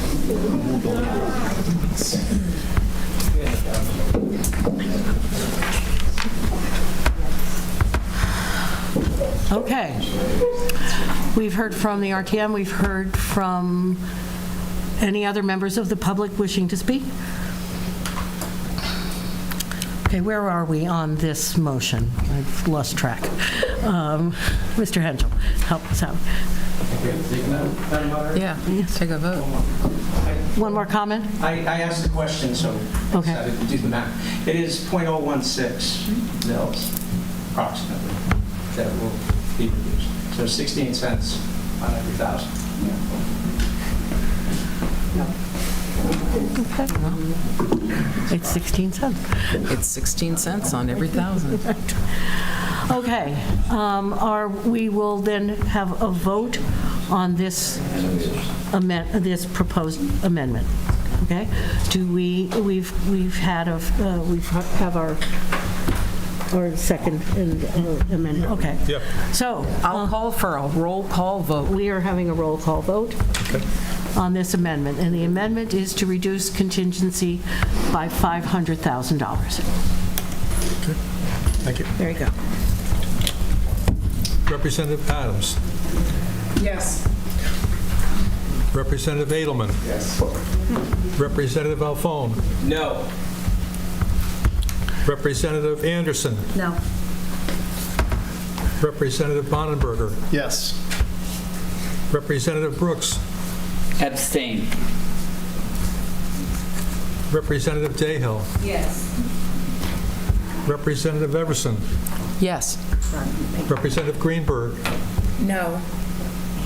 Representative Hartwell. Yes. Representative Henschel. Yes. Representative Hines. No. Representative Ingraham. Nay. Representative Leach. Yes. Representative Larson. Yes. Representative Lafredo. No. Representative Maresca. No. Representative McCall. Yes.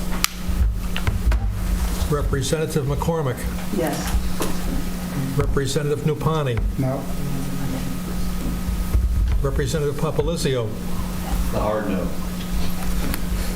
Representative Sharkey. No. Representative Shrestha. Yes. Representative Sumro. Yes. Representative Toohill? No. Representative Verderam? No. Representative Waterman? Yes.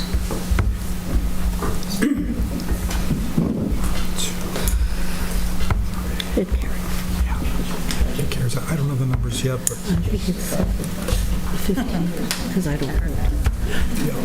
There were 12 no's. Your side is no. Okay.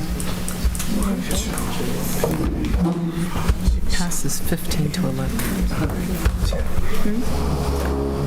What'd you get for yays, Tracy? How many for yays? 15 to 11. Well, we have one abstention. One abstention, sorry. So it's 14. 14. Yeah. 14 yays. Okay, the motion carries 14 to 11 to one abstention. No, 14 to 11. Trump credit for taking us through the looking glass. Okay. There are each of the 5 committee budgets are still open for discussion before we take a vote on the overall budget on the town side. Any other comments, questions, amendments, proposals on any of the 5 budgets, any of the 5 budget areas heard by Education, Ways and Means, Rules and Ordinances, Public Services, or Administrative Services?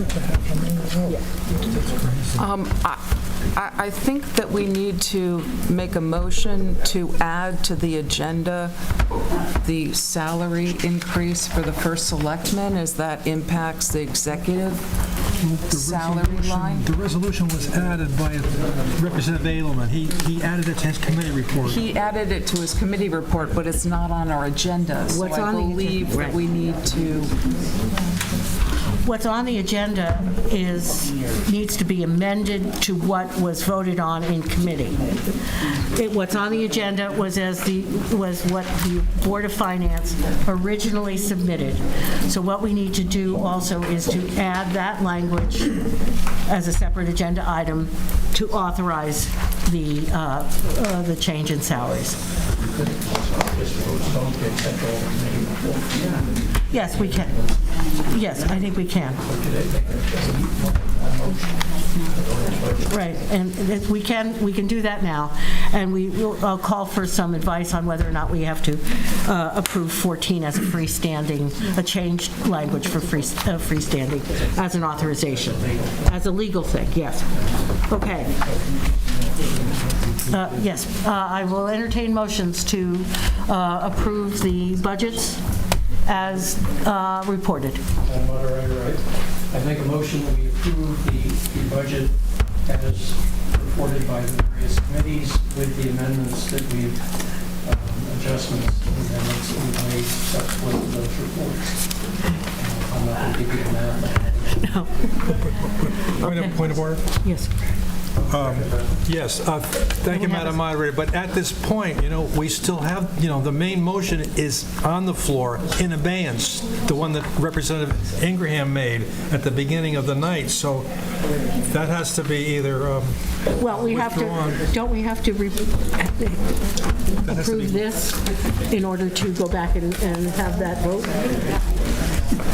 I don't know. That's the parliamentarian. Do we have to? Henschel. Mr. Ingraham. No, just get, Mr. Henschel has a question for you.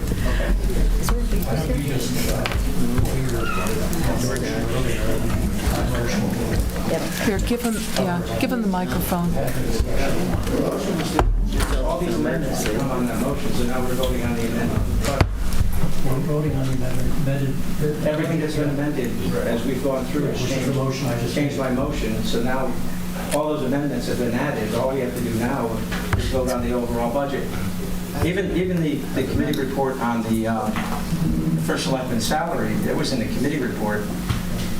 On the agenda, it just says administrative services. I think we're on the same page. Yeah. Yeah, we're saying the same thing. I think so, too. Yeah. Yes. I just they want to add more. Okay, so we need a motion on, I need a motion to approve the budget. Your mic is not working. Could you use? We have yours is on the floor. Yours is on the Okay, floor, it right? is working, all right. Okay, we need a motion. The motion has been made. I will second Representative Henschel's motion. Please restate the motion. And the motion is that we accept the budget as reported out of the committees with the subsequent changes that we've made with motions to adjust that budget. Okay, and so we're voting on the overall budget with amendments, approved amendments, okay? As amended. We have made this motion, we have a second. second Representative Everson? Okay, we're going to have a roll call vote on the overall budget. What? I mean, point of information, how about the motion of Representative Ingraham? That is the motion. Okay, so It's all encompassing. Okay. He's restated it, more or less. who made the motion then? I mean, this is raised that you restated, sir? Yes. AI just told me I was fine. Okay. No, it's Point of order, Madam Moderator. So we are now voting on a budget of 141,000. Million. Thank you.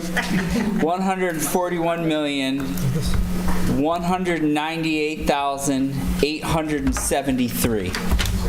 Thank you. no, 673. 673. Yeah. Yeah, we did. We did.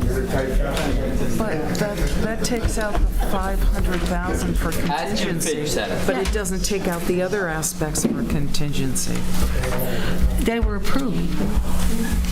Yes, but point of clarification, since we have the finance director in the room,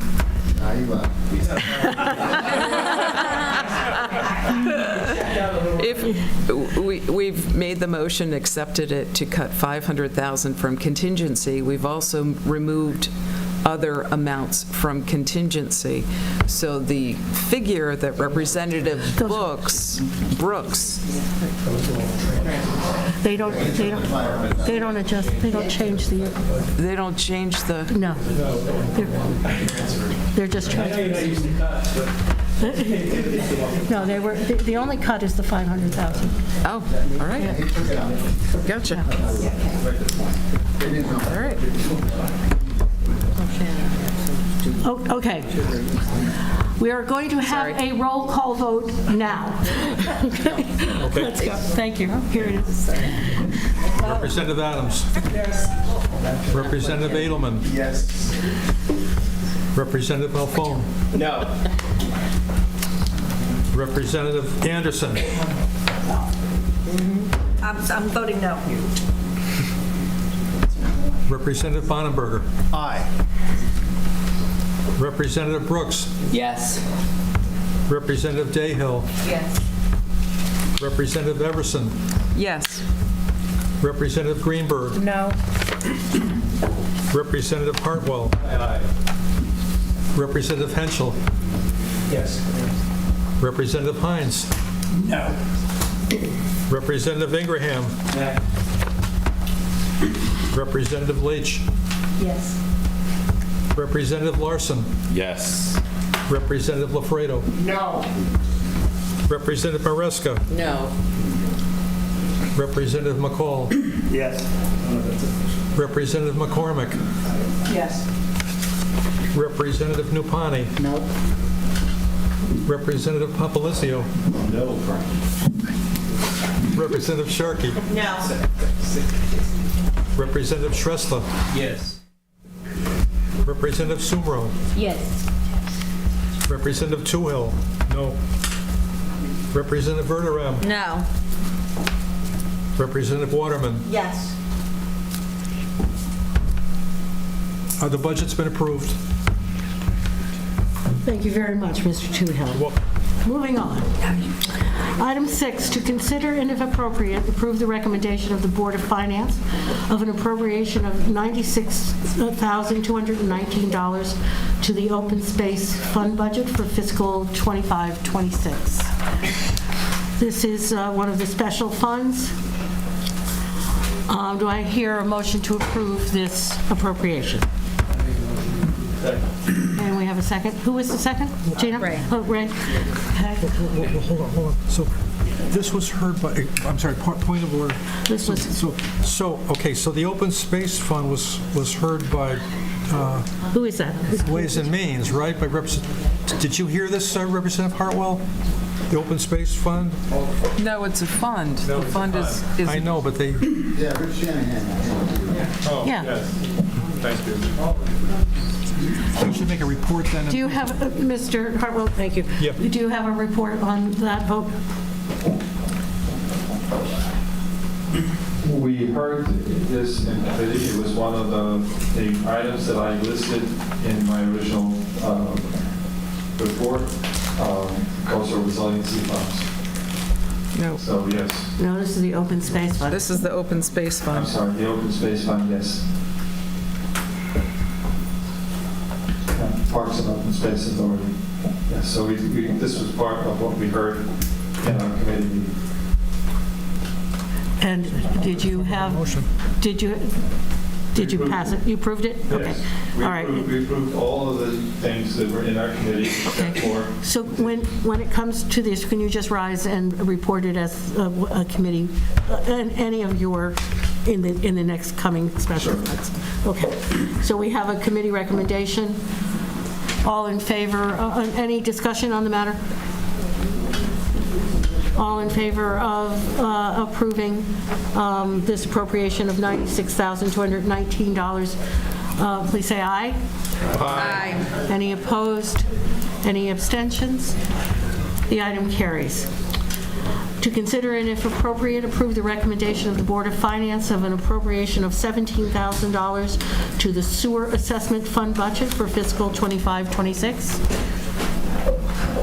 Thank you, Madam Moderator. Yes, this was also considered in the Ways and Means Committee meeting on the 7th of May and was approved. And so, Okay, that in the form of a motion. We have a motion. Committee report. Any questions or comments or discussion on item 7? Quiet in the hall. All in favor of this appropriation of $17,000, please say aye. Aye. Any opposed? Any abstentions? Hearing none, the item carries. Item 8, to consider and if appropriate, approve the recommendation of the Board of Finance of an appropriation of $72,500 to the Board of Education Shoreline Adult Education Enrichment Fund budget for fiscal 25-26. Representative Leach. Thank you, Madam Moderator. The Education Committee met on May 5th via Zoom. We unanimously voted 5-0 to approve the Board of Finance's recommended appropriation of the Shoreline Adult Education Enrichment budget. And we'd like to thank Christine Short for her presentation. I put this in the form of a motion.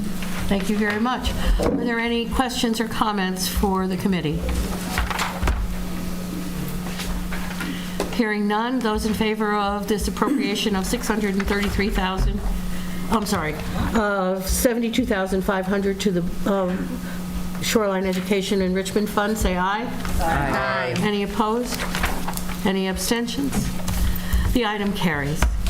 To consider and if appropriate, approve the recommendation of the Board of Finance of an appropriation of $633,857 to the Board of Education School-Age Child Care Fund budget for fiscal 25-26. Representative Leach. Thank you, Madam Moderator. I'd like to thank Lauren Scolpetti for her budget presentation. We met, the Education Committee met on May 5th via Zoom. We unanimously voted 5-0 to approve the Board of Finance's recommended appropriation of the School-Age Child Care Fund budget for the 25-26 fiscal year. And I put this in the form of a motion. Thank you very much. Any questions, comments, or concerns about item 9? Hearing none, Let's have a vote in favor of this appropriation to the School-Age Child Care Fund, $633,857. All in favor, say aye. Aye. Any opposed? Any abstentions? Hearing none, the item carries. To consider and if appropriate, approve the recommendation of the Board of Finance of an appropriation of $5,159,306 to the wastewater treatment plant budget for fiscal 25-26. Representative Henschel. Madam Moderator, the Rules and Ordinance Committee met on April 15th and reviewed the budget of the wastewater treatment plant and approved it unanimously, and I put that in form of a motion. Okay, we have a committee report on the floor. Any questions or comments regarding this appropriation? All in favor? All in favor of approving the appropriation of $5,159,306 to the wastewater treatment plant, say aye. Aye. Any opposed? Any abstentions? Hearing none, the item carries. To consider and if appropriate, approve the recommendation of the Board of Finance of an appropriation of $507,538 to the Animal Control Fund budget for fiscal 25-26.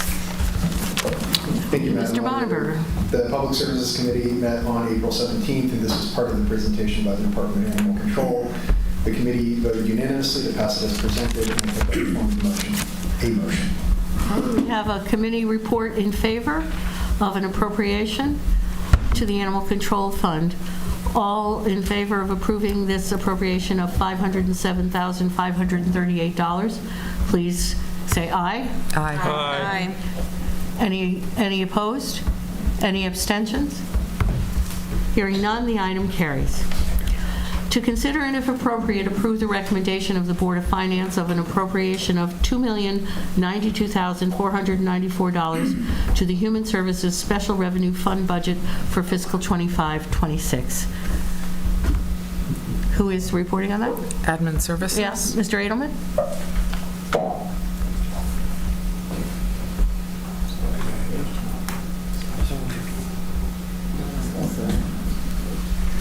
It's Peter Semino.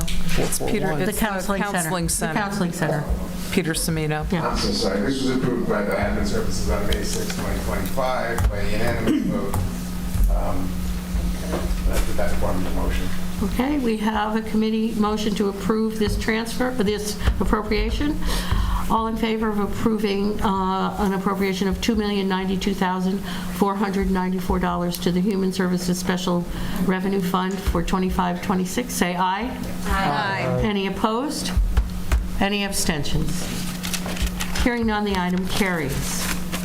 To consider and if appropriate, to consider and if appropriate, approve the recommendation of the Board of Finance of an appropriation of $800,000 for the lease fund budget for fiscal year 25-26. Thank you, Madam Moderator. We looked at this on May 7th in the Ways and Means Committee, and we approved this. Thank you very much. We have a committee recommendation to approve this appropriation. All in favor of... Excuse me. Yes. That's an education, that's the education lease fund budget, isn't it, Representative Leach? No. We did not hear that. We have Is it the BOE? It's the BOE. It was the BOE lease fund. Yeah. It's part of BOE. Who heard it? So there are two lease funds.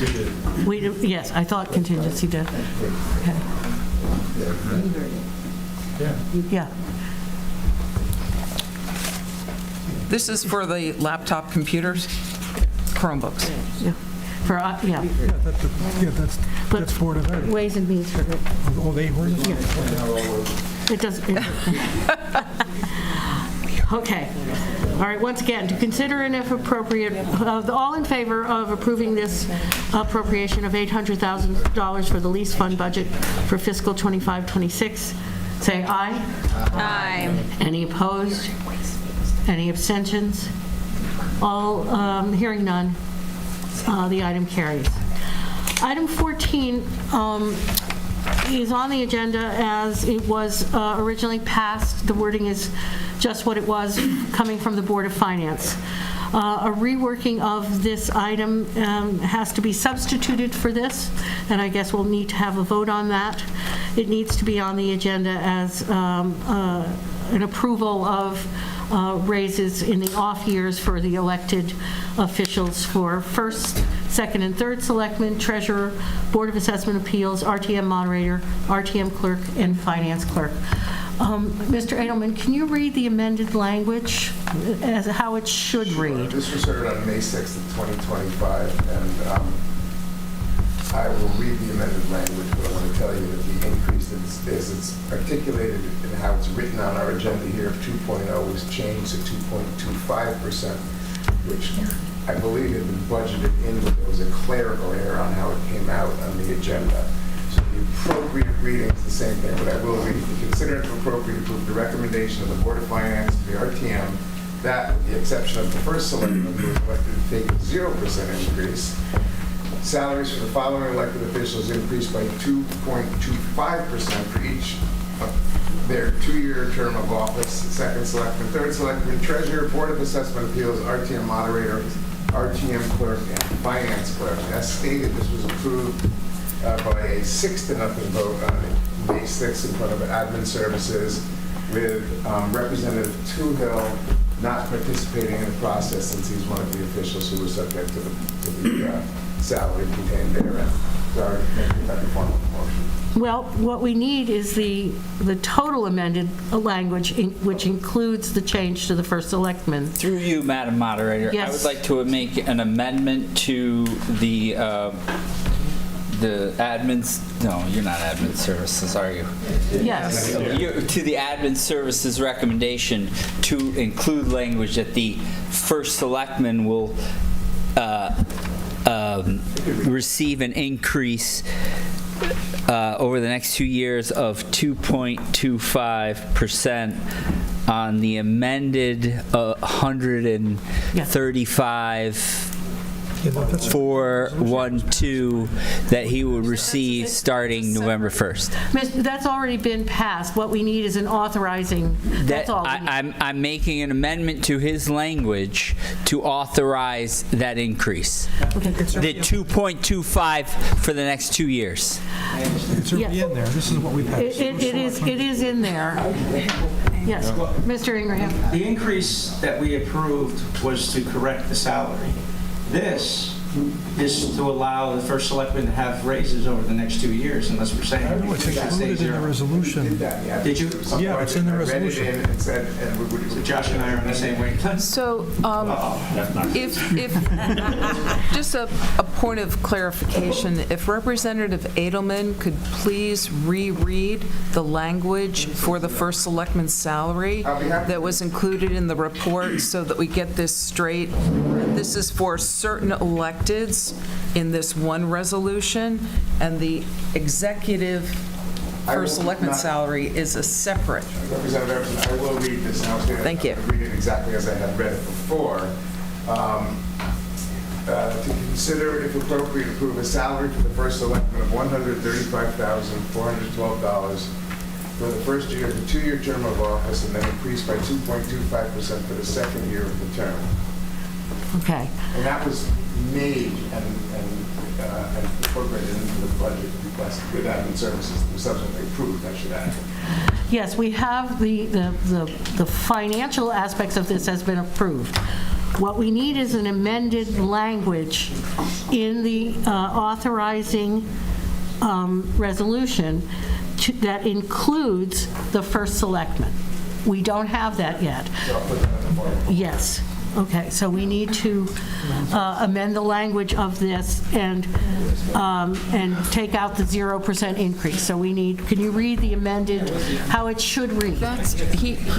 I'm sorry, Representative Edelman has done that. I will second the motion to change the salaries to 2.25 instead of 2.0 in the first resolution.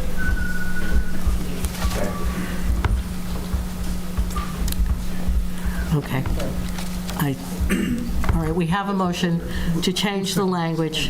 Who seconded, please? We're waiting for a second. I'll second it. Okay. All in favor of amending the language officially to say, to reflect a 2.5%, 2.25% increase for each of the elected officials as in item 14, including the first selectman, say aye. Aye. Any opposed? Hearing none, no opposition. Hold on. Yes. There's, the first selectman is, Yes, please. Yes, it's right there. Yes. State your name, please. Here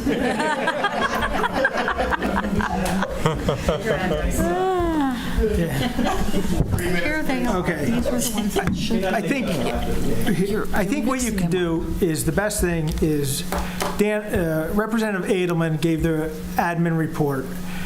I think what confused thing initially when he first stated regarding the first selectman at a 0, but then gave the corrected language regarding the this new salary at 135 and the 2.25. So just to clarify, because you had just stated, I think this is important.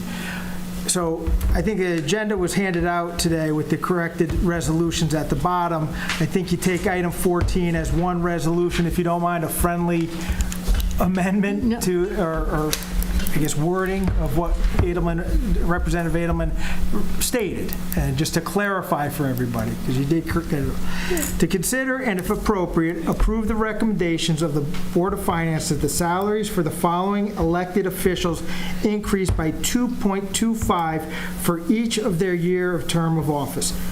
Second selectman, third selectman, treasurer, Board of Assessment Appeals, RTM moderator, RTM clerk, and finance clerk.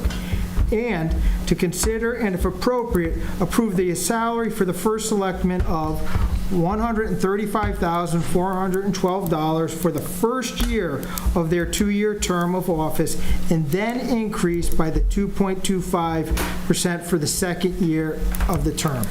That can substitute the language, all 14. Okay. That's the report, correct, Representative Edelman? That's what came out of committee. That is. Correct. Here when I gave my initial report? Just, yeah. No, he wasn't. Okay. Right, so, but I just think this motion, 14, Yes. it just, So if Representative Brooks could rescind his motion? Yeah, as long as we get it right. Yeah. I rescind it. Okay. So the language will include both parts of the resolution there collapsed.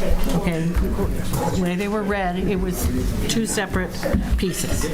Okay, so currently on the floor, the motion is made by Representative Everson, and then Representative McCormick seconded, right? Okay, yes. Correct. Okay, thank you. So the language will be these two collapsed together. I got it. Okay, Thank you. very good.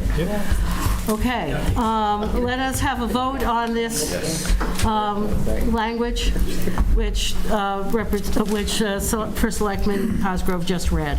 All in favor of the amended language, which we will not torture you with again, say aye. Aye. Any opposed? I abstain. Any, one abstention. Okay. All right. I abstained as well. Oh, two abstentions? I abstained as well. Sorry, two abstentions. Thank you. Okay, item 15. The RTM will consider and if appropriate, approve the following resolution. Whereas the Branford Representative Town Meeting understands Branford undesignated fund balance to be an estimated $47 million, and whereas the Branford taxpayers have already contributed to its substantial growth through prior taxation over the last 10 years, resolved, the RTM respectfully requests that the Board of Finance zero out the increase to be raised by taxation by bringing more of the already banked fund balance.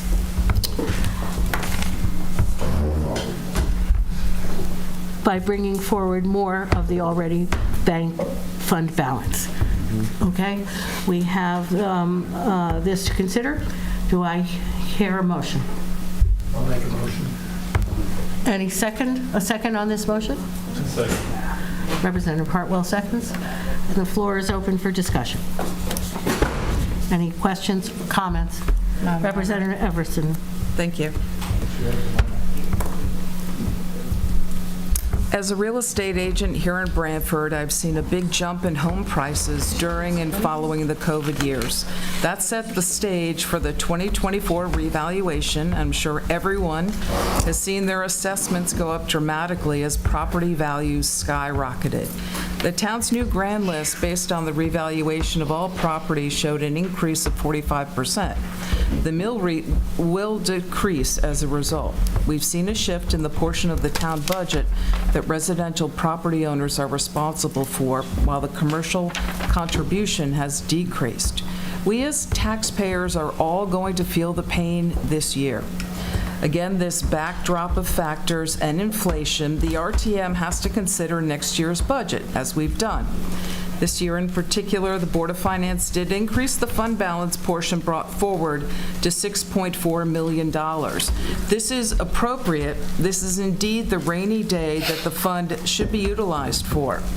Let's all remember that Branford's generous fund balance, now at $47 million, has come through wise budget planning and by many previous years' taxation at higher rates than was necessary for then current expenditures. It's time to give more of it back to the taxpayers. I'll be voting in favor. Any other comments or questions? Representative Henschel and Representative, who else? Afraid. Yes. Tap it. Can you hear me? Yes. I'll be voting for this. I'd just like to point out that the amount of money that would be involved in being moved from the general fund would be about 4% of the total fund at this point in time. So we're not asking. The amount is not a huge change in what we have available as a rainy fund, general fund, whatever we want to call it. Thank you. Representative, do you have a mic? I don't know where it went.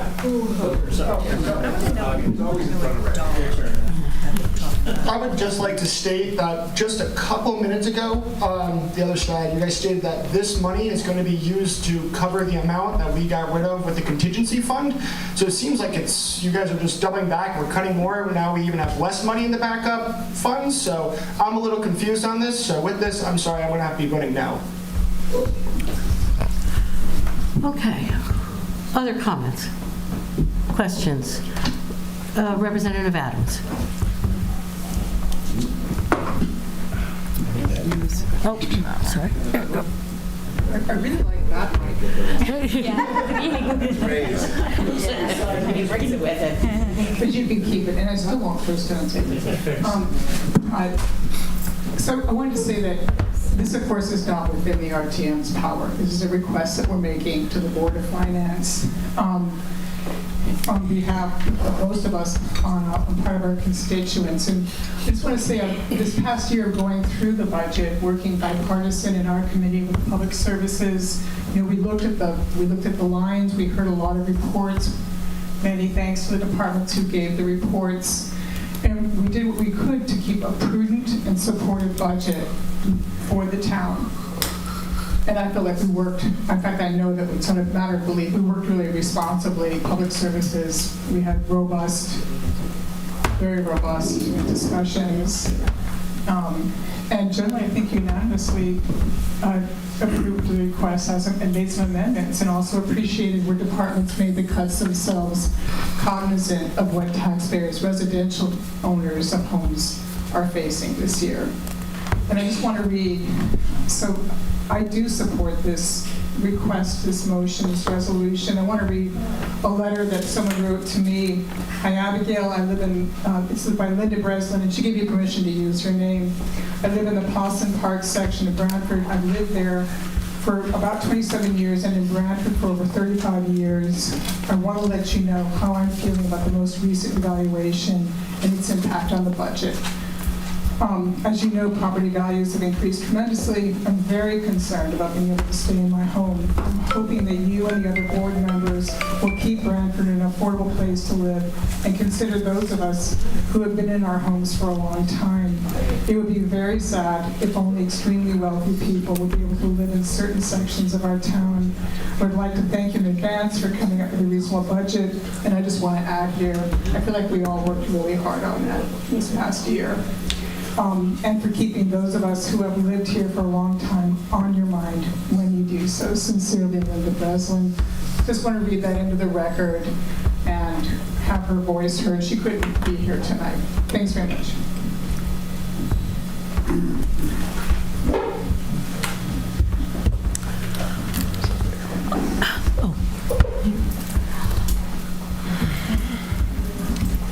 Other comments or questions or before we take a vote on this resolution? Hearing none, seeing no hands raised, we will have a roll call vote. Mr. Toohill. Representative Adams. Yes. Representative Edelman. I'm going to abstain. Representative Alphone. No. Representative Anderson. No. Representative Bonenberger. Aye. Representative Brooks. Pass. Representative Dayhill. Yes. Representative Everson. Yes. Representative Greenberg. No. Representative Hartwell. Yes. Representative Henschel. Yes. Representative Hines. No. Representative Ingraham. Aye. Representative Leach. Yes. Representative Larson. Yeah. Representative Lafredo. No. Representative Maresca. No. Representative McCall. Yes. Representative McCormick. Yes. Representative Nupani. No. Representative Papalizio. No. Representative Sharkey. No. Representative Shrestha. Yes. Representative Sumro. For Branford residents, yes. Representative Toohill. No. Representative Verderem. No. Representative Waterman. Yes. And Representative Brooks.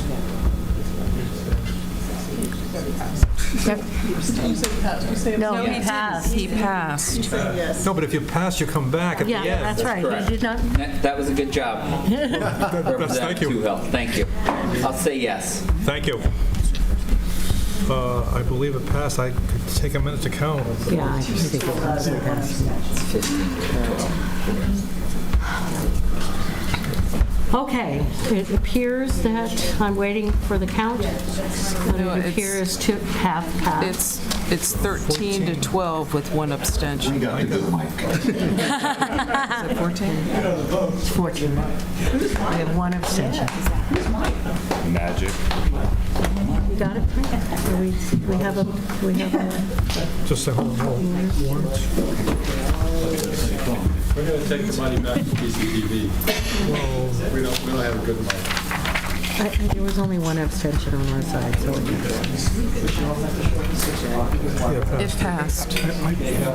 You got 14 and yeah. one abstention, either 11 or 12. The resolution carries.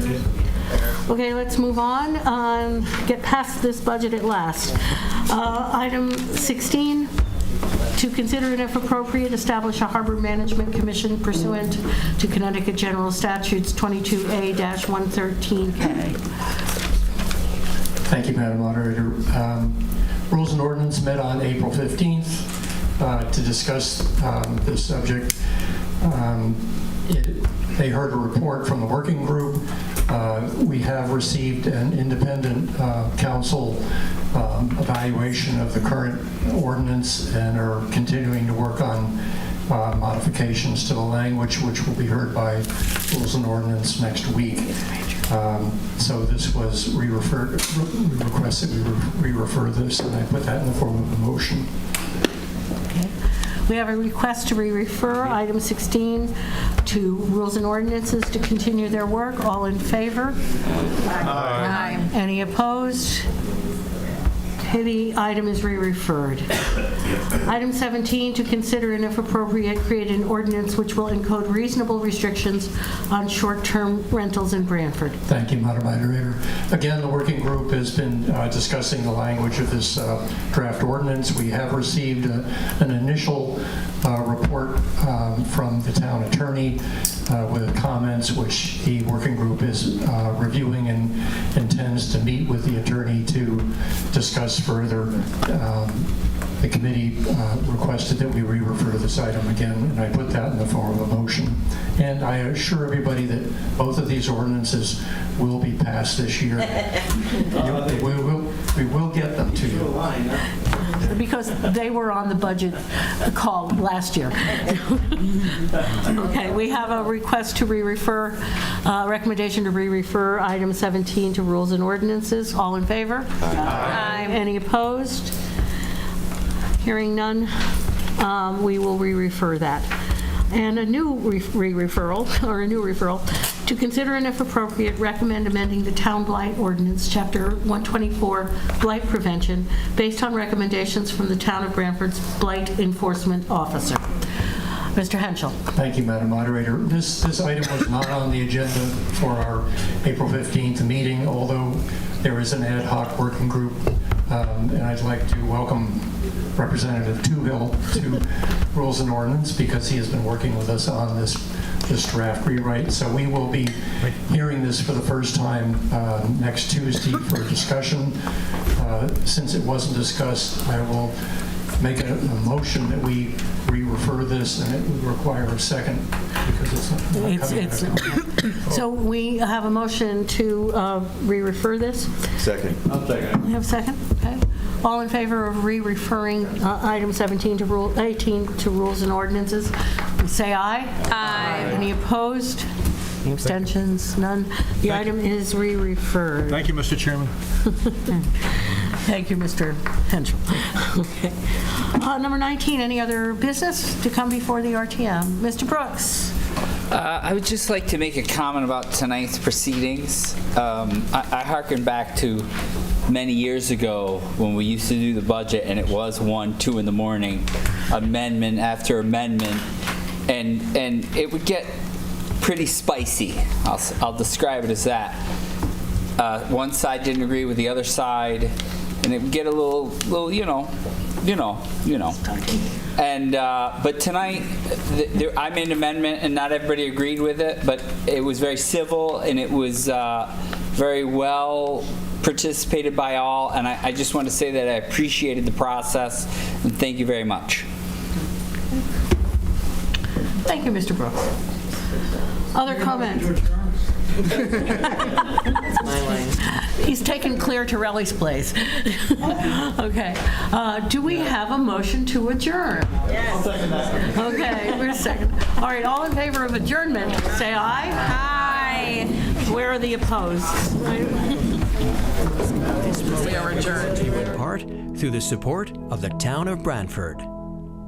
Watch town meetings and other videos on demand at BranfordTV.org.